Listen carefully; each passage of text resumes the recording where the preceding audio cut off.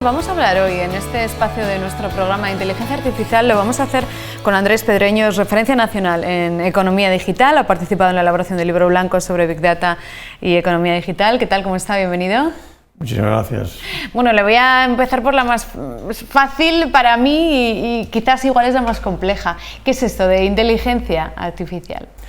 En realidad es como las máquinas intentamos que imiten la inteligencia humana. Es decir, de hecho, pues hay una aproximación que son las redes neuronales y lo que hacemos con la computación es alimentarlas con data y a través de algoritmos intentamos que simulen procedimientos que hacemos con la mente. Jugamos al ajedrez, la conducción autónoma, pero con una ventaja sobre la mente humana, con ventaja y desventaja. Digamos, la desventaja es que la inteligencia artificial hoy por hoy se tiene que concentrar en una cosa, sabe hacer una cosa muy bien, sabe jugar al Go, sabe jugar al ajedrez y gana a los humanos. Pero cuando le decimos que cambie esa cosa de inteligencia artificial es muy tonta, no sabe hacerlo. Incluso si le cambiamos las reglas del juego del ajedrez, no sabría jugar al ajedrez. Sin embargo, tiene una ventaja sobre la mente humana y es capaz de asimilar muchísimos datos. Por ejemplo, es difícil que la mente humana, incluso jugando con la matemática, pueda aproximarse a fenómenos complejos donde hay mucha data, como el cáncer o como el cambio climático. Y la inteligencia artificial en ese sentido es capaz de asimilar todo ese data y crear patrones, predecir e interpretar causa-efecto, lo cual viene muy bien para esos problemas muy complejos. Ahora estamos más acostumbrados a escuchar, a oír hablar de la inteligencia artificial. ¿Es ya una realidad? Ahora que lo hablamos, que lo escuchamos tanto, ¿es porque es ya una realidad? ¿O ha estado siempre y no lo conocíamos como tal? Ha estado siempre, pero las condiciones actuales, digamos que le permiten dar un salto. Tenemos una computación en la nube, tenemos muchísima data, tenemos la capacidad de cálculo y ha madurado, sin duda alguna, ¿no? Y bueno, en tu móvil pues te asustaría ver la cantidad de inteligencia artificial que tienes. Es decir, cuando Apple o Google te proponen en sus sistemas, en tus propias fotos, una historia, eso está hecho con inteligencia artificial. Cuando traduces automáticamente páginas y páginas a idiomas incluso minoritarios, eso es una traducción que realmente cada vez es más eficiente, es inteligencia artificial. Cuando pides a Amazon y milagrosamente casi el coche que circula en tu calle te traslada un bien, eso es logística y distribución que está diseñada por inteligencia artificial. Es decir, son montañas. Cuando buscas con Google es inteligencia artificial y cuando en la esquina tienes una startup de aquí, de La Rioja, que hace cosas que parecen magia, probablemente es inteligencia artificial. En este caso, la evolución, digamos, de los últimos años, ¿no? De los últimos cinco años, ha supuesto un cambio tan importante, hemos crecido tanto en inteligencia artificial. ¿Cómo van a ser los próximos también 5 años, si es que se pueden predecir? Ha crecido mucho la inteligencia artificial, por ejemplo, el procesamiento de lenguaje natural. Hace escasos días se filtraba una conversación entre la inteligencia artificial de Google, el procesamiento de lenguaje natural, y un ingeniero. Y el ingeniero decía que era imposible que no tuviera conciencia esa inteligencia artificial. Esto crea una polémica en las redes sociales, etcétera, lo cual hemos mejorado enormemente en el procesamiento del lenguaje natural. Y esto también se está trasladando a los países. Aquellos países que tienen una apuesta muy ambiciosa, como es el caso de China, pues se está notando en su capacidad de crecimiento. Realmente Europa tiene un retraso con respecto a China y Estados Unidos. Las grandes consultoras, o el foro de Davos, el World Economic Forum, predicen que una tercera parte del crecimiento económico de nuestros países, de nuestras regiones, vendrá explicado por la inteligencia artificial. Esto es una cosa muy seria. Realmente los empleos del futuro y la competitividad de muchos sectores, del turismo, del comercio, de servicios como la salud, etcétera, vendrán inducidos en gran medida por la inteligencia artificial. ¿Cuáles son esos esas aplicaciones más importantes, ¿no? que hoy lo podemos tocar, palmar, materializar, ¿no? Por ejemplo, en el ámbito de la salud? En el ámbito de la salud, por ejemplo, dos casos, un ámbito extraordinario ha sido en el cáncer el diagnóstico de la imagen. Actualmente el diagnóstico de imagen por inteligencia artificial es mucho más certero que cuando lo hace un oncólogo a simple vista. ¿Por qué? Porque hemos educado la inteligencia artificial con millones de imágenes y entonces la precisión que tiene a la hora de identificar un cáncer de piel o un cáncer, una imagen que viene dada por una máquina, es muchísimo más certera. Pero, por ejemplo, en Israel hay 2 empresas que compiten entre ellas en las que ayudan a los médicos a dar un diagnóstico. ¿Por qué?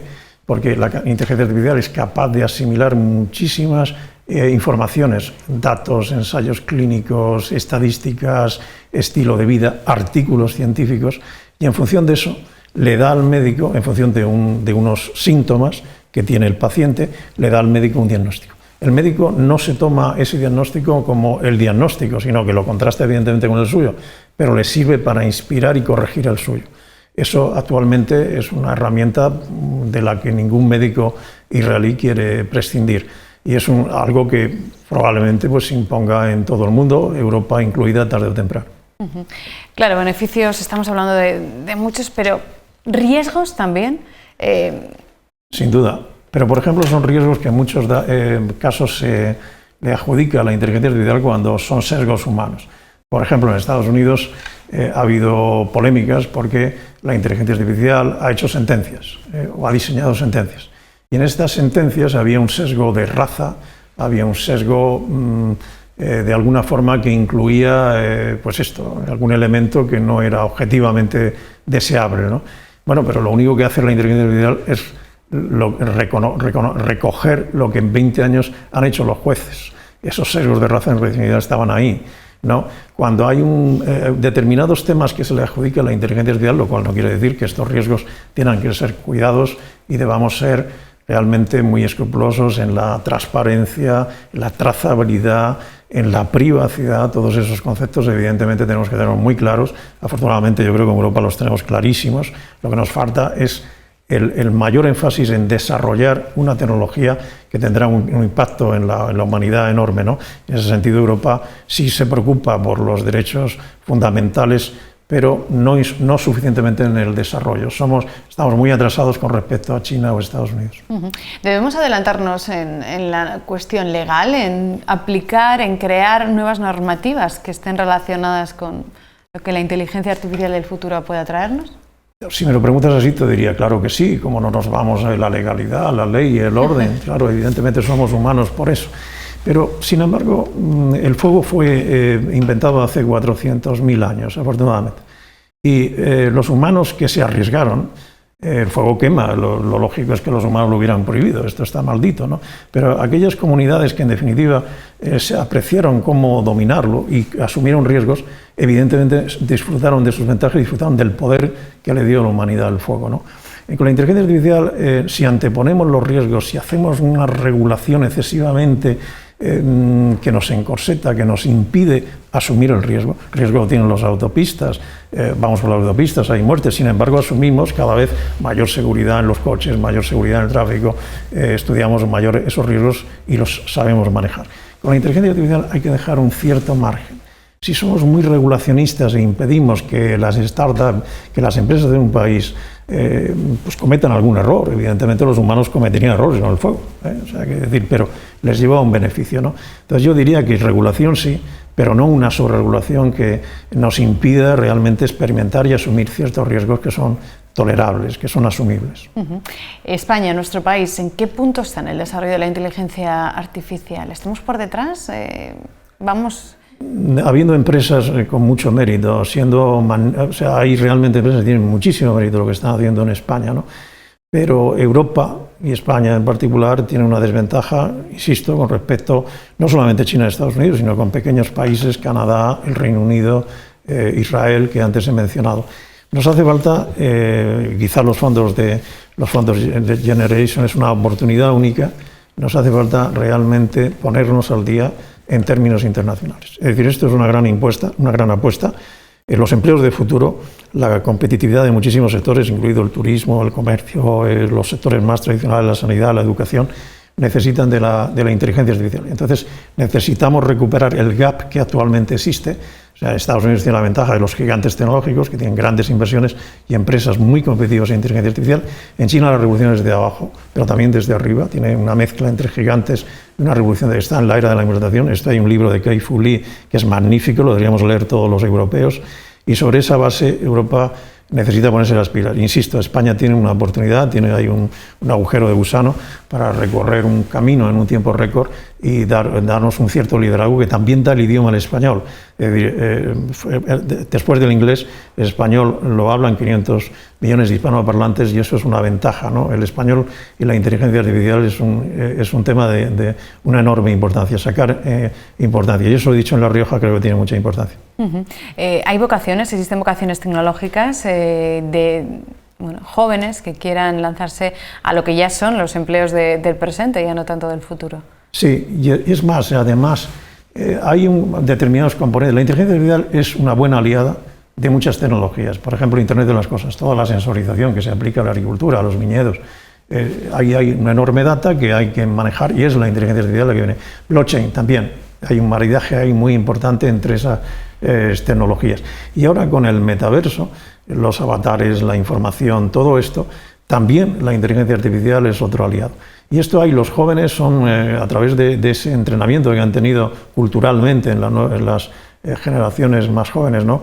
Con los videojuegos, los eSports, etcétera, tienen un elemento cultural que les va a permitir formarse en ese ámbito y desarrollar su talento, ¿no? Y es importante, efectivamente, que desde los medios, desde los gobiernos, esa trayectoria cultural sea apoyada e incentivada, ¿no? ¿Cuál es la conexión de la inteligencia artificial con el metaverso? Bueno, hay muchas. Es imposible desarrollar hardware avanzados, las gafas de futuro. Ahora mismo las gafas que tenemos estas Oculus son muy pesadas, marean, etcétera, pero ya Google está desarrollando sus gafas, las antiguas Google Glass, que son más o menos como esta, o los Ray-Ban, etcétera, están desarrollando gafas que sencillamente me las pongo, veo realidad aumentada, pero al mismo tiempo le doy un toque y estoy viendo la realidad actual. Entonces paso de una a otra, o puedo, la realidad virtual, la aumentada, la realidad mixta, todo esto lo puedo articular. Todo eso es gracias a procesos de inteligencia artificial, donde el data y el hardware se van sistematizando. Luego están los avatares. Los avatares son nuestros alter egos o chatbots que nos informan. Es decir, por ejemplo, pues aquí podría haber un chatbot que me informara sobre esta televisión, lo que hacen los programas, etcétera, etcétera, y que está aquí 24 horas, 365 días. Y este elemento viene inducido por la inteligencia artificial.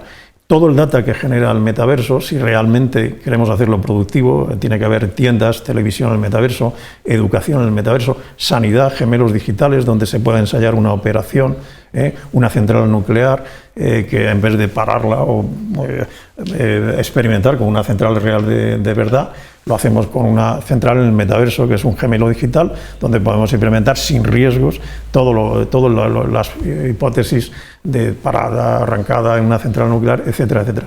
Todo eso hace falta mucha inteligencia artificial, también otras tecnologías, ¿no? Entonces estamos viendo una convergencia donde las tecnologías productivamente se retroalimentan y es bueno que culturalmente pues un medio como el vuestro lo difunda, sin duda. Qué interesante, desde luego. Oye, ¿puede que hagamos la próxima entrevista usted y yo en el metaverso? Será un placer. Desde luego que sí. Andrés Pedreño, gracias, un placer. Gracias. Encantado de estar aquí.